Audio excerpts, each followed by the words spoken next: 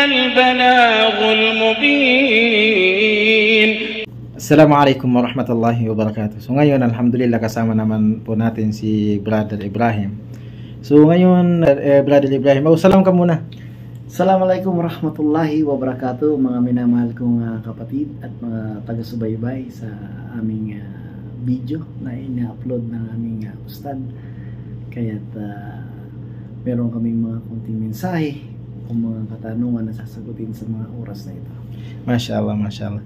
So ngayon kapatid, ngayon alas 9 na dito sa Saudi Arabia, na siguro sa Pilipinas ngayon ay sumapit na po ang ika-25 sa December, no? Kasi umaga na doon umaga na doon. Kaya masakit man isipin, marami tayong nakikita sa mga kapatid natin na mga Muslim na nakikipag-celebrate ng Christmas, subhanallah. So bilang balik Islam, brother, ano yung maipapayo mo sa mga kapatid nating mga Muslim na nakikipag-celebrate? So yung mga maya advice natin, lalo na sa mga dati ng mga born Muslim na nagse-celebrate pa ng mga ganyan, ay nako, napakalaking bida, napakalaking shirk doon sa pagse-celebrate ng Christmas na tinatawag na kung saan ang paniniwala ng mga katulad ko na dating nanggaling sa ganyang gawain Kristiyano, na sineselebrate ang Christmas, na ang paniniwala na ang Diyos ay nagkaroon ng anak, at ang paniniwalang iyon ay ipinanganak sa date ng December 25, at iyon ang napakalaking kasalanan na hindi mapapatawad ng Allah subhanahu wa ta'ala, na sabihin mo na ang Allah ay nagkaroon ng anak.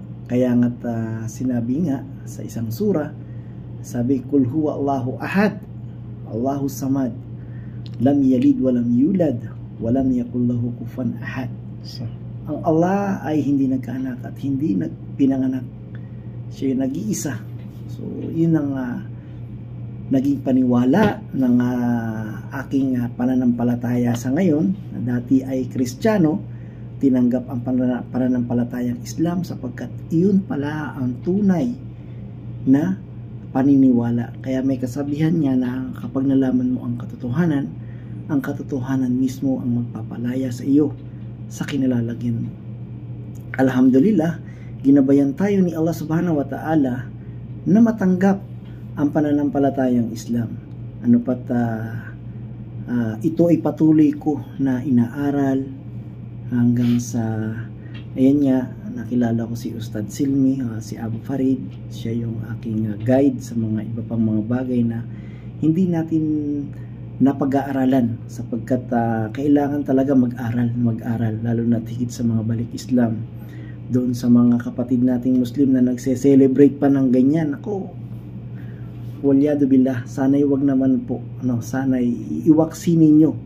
At maraming araw na pwedeng mag-celebrate, wag lang po makisama sa mga gayang okasyon, sapagkat yan ay isang malaking shirk o pagtambal sa Allah subhanahu wa ta'ala at malaking kasalanan.